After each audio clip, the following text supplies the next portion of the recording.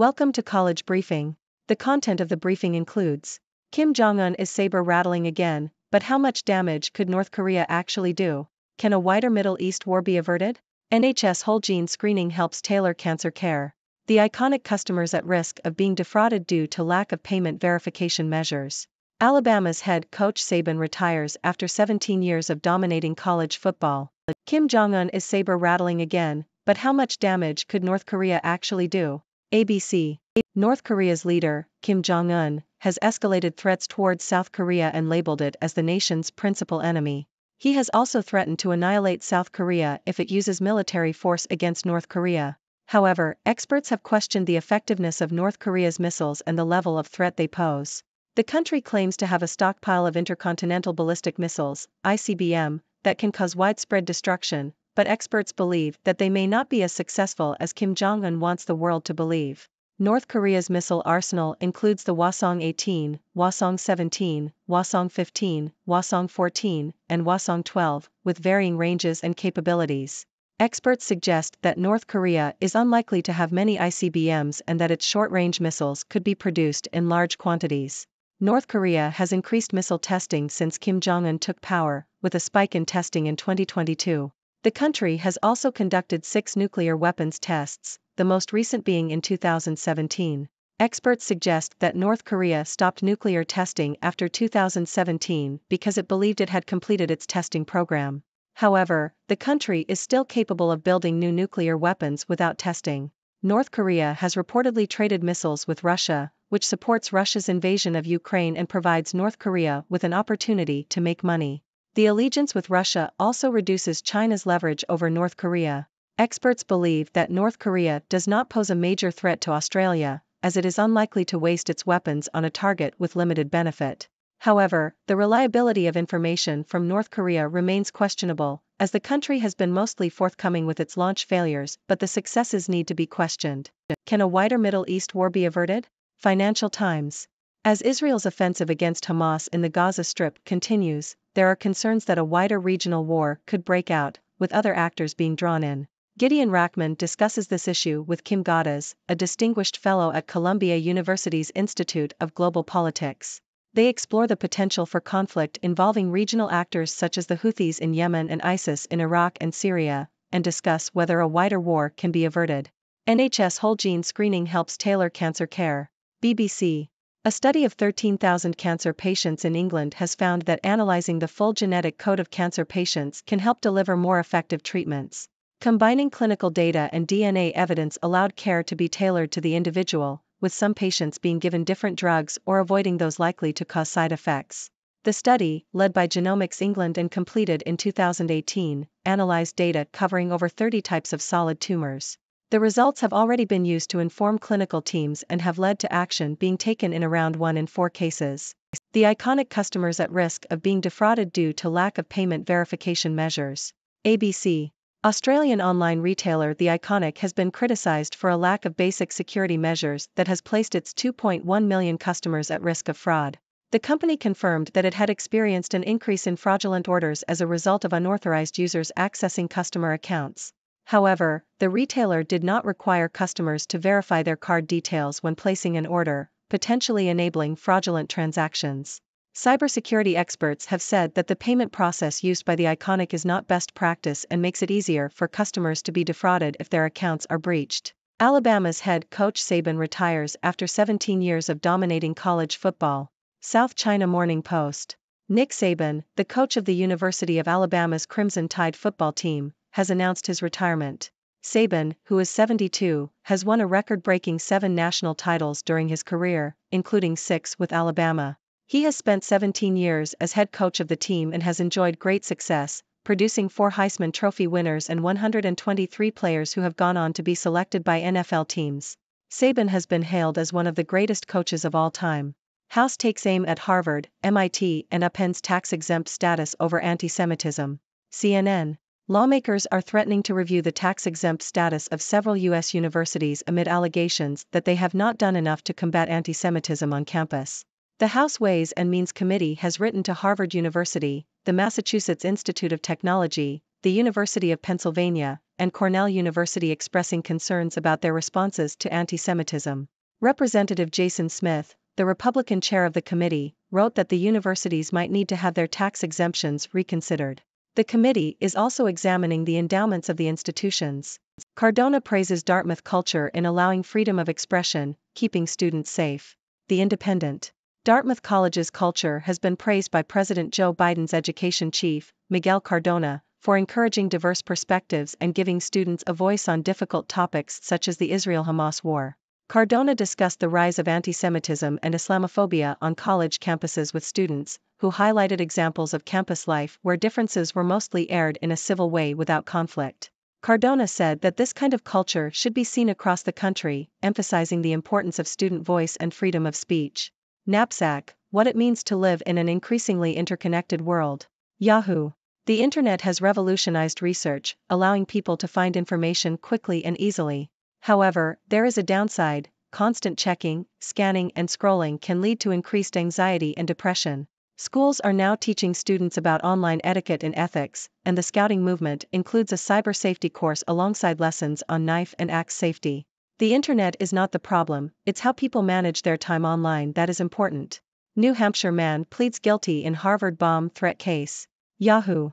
A New Hampshire man has admitted to placing a bag of fireworks and wires at Harvard University's Science Center Plaza and then calling police pretending to be a bomber demanding Bitcoin. William Giordani, 55, pleaded guilty to concealing a federal felony.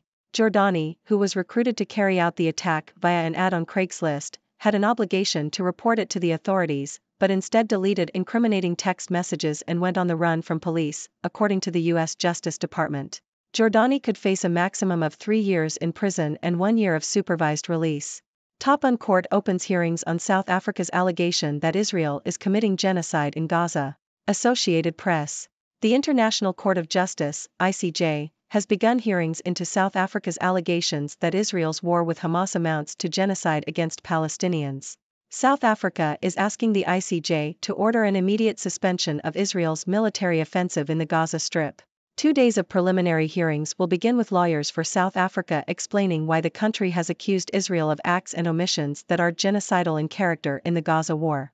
Israel has responded by insisting it operates according to international law and focuses its military actions solely against Hamas. It said that the residents of Gaza are not an enemy and that it takes steps to minimize harm to civilians and to allow humanitarian aid to enter the territory. The ICJ has never judged a country to be responsible for genocide. A non-traditional candidate resonates with Taiwan's youth ahead of Saturday's presidential election. Associated Press. Taiwan's recent presidential election saw surgeon-turned-politician Ko Wen-jae, who previously served as the mayor of Taipei, emerge as the third most popular candidate. Ko has resonated with first-time voters, who are more concerned with the lack of job opportunities and affordable housing than the threat from China. The Democratic Progressive Party, DPP, and the Kuomintang, KMT, have traditionally dominated Taiwanese politics, with the DPP favoring independence and the KMT advocating closer ties with Beijing. Ko has positioned himself as an alternative, promoting a middle-ground approach and advocating patience with China. Analysts suggest that Ko's appeal to young voters stems from a generational gap, with older voters seeing the DPP as a new party that challenged the entrenched KMT, while younger voters see it as part of the political establishment. Ko's popularity among young people is also attributed to his straightforwardness and his focus on pragmatic issues such as the cost and quality of education. While Beijing claims Taiwan as its territory and threatens to take control over it by force if necessary, Ko and the other candidates have said that they are open to communicating with Beijing. Bell scores 20, Brown adds 19 and Syracuse holds off Boston College 69-59. Associated Press. Syracuse defeated Boston College 69-59 in a college basketball game on Wednesday night. Chris Bell scored 20 points for Syracuse, while Malik Brown added 19 points. Judah Mintz, Syracuse's leading scorer, did not start the game due to a violation of team rules but is expected to return to the starting lineup on Saturday. Syracuse made 17 of 23 free throws and had only 8 turnovers in the game. Boston College shot 3 for 4 from the free throw line and had 22 turnovers. Brakefield, sharp lead Mississippi to 103-85 win over Florida. Associated Press. Mississippi dominated the second half of their game against Florida, defeating them 103-85. Jamin Brakefield led the Rebels with 28 points, while Jamarian Sharp set a school record with 9 blocked shots. The Rebels outscored Florida 21-10 in the opening minutes of the second half to build a large lead that the Gators could not overcome. Matthew Morrell also had a strong performance for Ole Miss, scoring 23 points. Walter Clayton Jr. and Zion Pullen led Florida with 23 and 18 points, respectively. Ole Miss shot 59% from the field, while Florida shot 41%. China relaxes requirements for visa on arrival to boost tourism. Bloomberg. China will ease visa requirements for foreigners traveling for business, education, and tourism. The National Immigration Administration outlined 5 steps, including allowing foreigners to apply for re-entry visas and simplifying the visa application process. The government hopes that these measures will attract more foreign travelers and help stimulate the country's slowing economy. In recent years, China has granted more countries visa-free entry and increased direct flights with overseas destinations. Sports World reacts to Nick Saban announcing he's retiring as coach of Alabama. Associated Press. Alabama football coach Nick Saban's retirement has garnered various reactions. Former players Mark Ingram II and Donde Hightower expressed their gratitude and admiration for Saban, while Missouri coach Elijah Drinkwitz noted Saban's dedication to the game. Marshall coach Charles Huff thanked Saban for his impact on his career, and Deion Sanders called him the greatest of all time.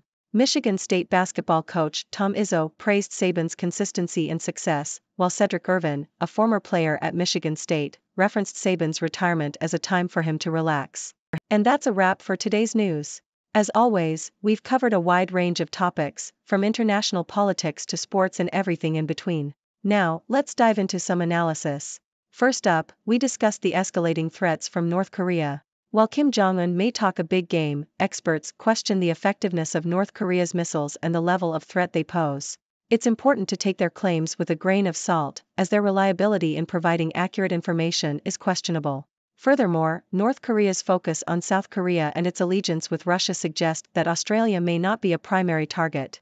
So, while it's important to monitor the situation, it's unlikely that North Korea poses a significant threat to Australia. Next, we explored the potential for a wider Middle East war as Israel's offensive against Hamas continues.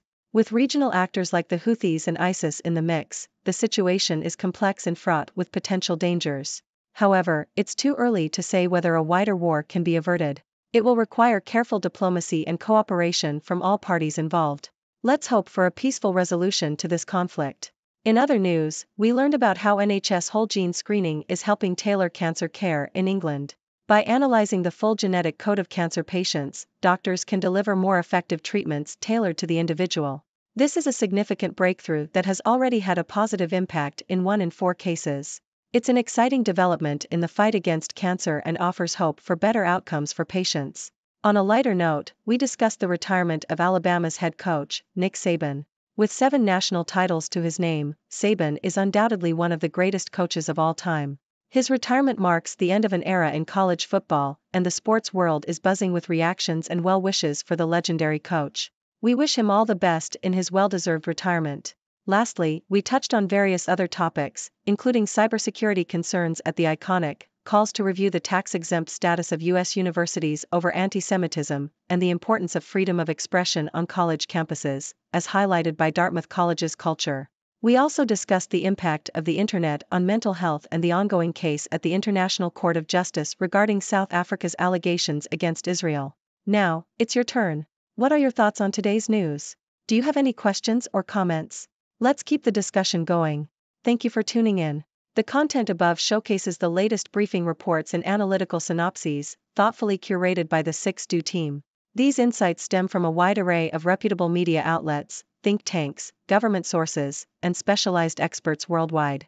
We encourage you to explore these sources for a comprehensive perspective. Keep in mind that while the content may not always align with the official standpoint of 6Do Brief, it's not meant to be taken as absolute directives for decision-making. Comprising seasoned media professionals, learned scholars, and accomplished scientists, the 6Do team embodies a trailblazing, fully independent media entity. To customize 6Do Brief to meet your professional needs, you have the option to subscribe to a diverse array of briefings on our website, 6dobrief.com.